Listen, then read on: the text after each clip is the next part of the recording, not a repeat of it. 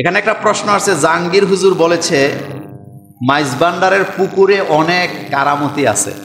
আমি মাইজভান্ডারের পুকুরে যাই নাই কোনোদিন, আমি জানি না কারামতি আছে কিনা। বাইজিদ বোস্তামির পুকুরে গেছি, যাইয়া দেখছি কচ্ছপ আছে কতগুলা, পানি এমন নোংরা।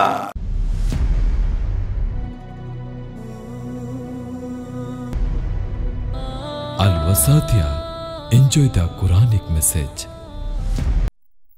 এখানে একটা প্রশ্ন আছে, জাহাঙ্গীর হুজুর বলেছে মাইজভান্ডারের পুকুরে অনেক কারামতি আছে।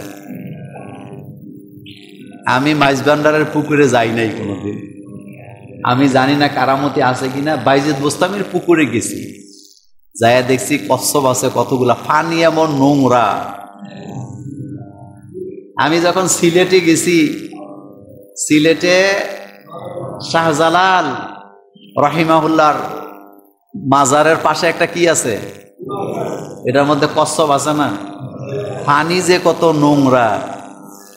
অনেকের আকীদা আছে এই পানি নাকি জমজমের সাথে জড়িত।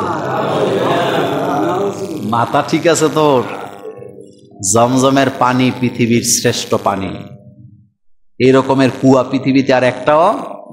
এই পানি নেওয়ার জন্য ইংল্যান্ড আমেরিকা কম যুদ্ধ করছে না, তেল নিতে পারছে, কিন্তু এই পানি, কারণ কি? কারণ আল্লাহ নিষেধ করছে এই পানি বিধর্মীদেরকে দেওয়া। কারণ এটা তো সেই পানি, হাজিরা ক্লান্ত হইলে এক গ্লাস খাইলে আবার ফিট। আপনারা যারা হজ উমরা করছেন বলেন, আপনি তাওয়াফ করতে করতে হাজিরা ক্লান্ত হয়, কিন্তু এক গ্লাস জমজমই কি? আমি নিজেই তো এইগুলো, আমি নিজে এটার প্রমাণ পাইছি। আমার চাচা হজে গেছে, ইঞ্জিনিয়ার ছিলেন পিডব্লিউডি, অনেকগুলো ওষুধ নিয়ে রওনা দিছে। আমি বললাম এত ওষুধ? কয় বাবা লাগে। তা আমি তখন হাসি দিয়ে বলছিলাম একটাও লাগবে না। চাচা হজের থেকে আইসে, আমি আজ্ঞায় আনতে গেছি, ফোন করছে তুমি আইসো। গেছি, যাওয়ার পরে দেখি ডিব্বা যেমনি নিছে খুলেও নাই। তা আমি বললাম ঘটনা কি? আমার আব্বা কইতো আর কি, আব্বা আপনি যা কইছেন তাই ঠিক। আমি বললাম কি? কয় জমজমের পানি খেয়েছি, কয় ডায়াবেটিক্সও নাই, প্রেশারও নাই, সব ঠিক। নেয়ামত বুঝেন নাই কি নেয়ামত জমজমের পানি। এই জন্য জমজমের পানি বসে খানা দাঁড়ায় খায়, নিয়ত করে খায়। জমজমের পানি নিয়ত কি পানি? অনেকে খাইয়া ঠান্ডা মানে ঠান্ডা লাগায়, কয় আমি হজেতে ঠান্ডা লাগাই আছি। আসলে আপনি জমজমের পানির কারণে ঠান্ডা লাগে না, ওখানে লেখা আছে কোল্ড, হট, নর্মাল লেখা আছে নি? কিন্তু বাঙালি গামছে কদ্দুর, খালি ঠান্ডা খাইব। আপনাকে বুঝতে হবে এই শরীরটা আল্লাহ ঠান্ডা বানাইছে না গরম বানাইছে? এই কথা বলে না, গরম বানাইছে না? আপনার শরীর ভিতরে ঠান্ডা হইলে আপনি বাঁচবেন? তা আপনি ঠান্ডা পানি ঢুকান কেন? ঘরে ফ্রিজে ঠান্ডা পানি রাখবেন না।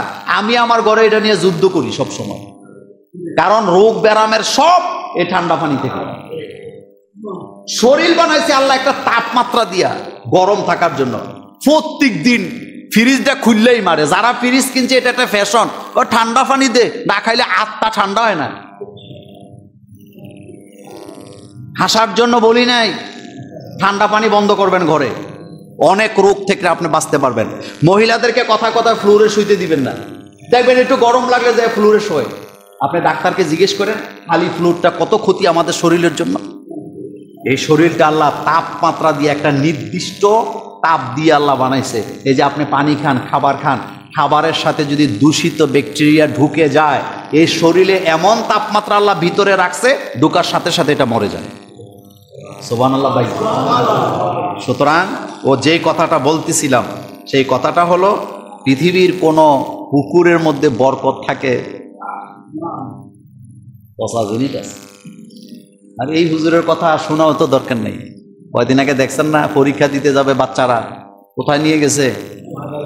পরীক্ষা ভালো হবে।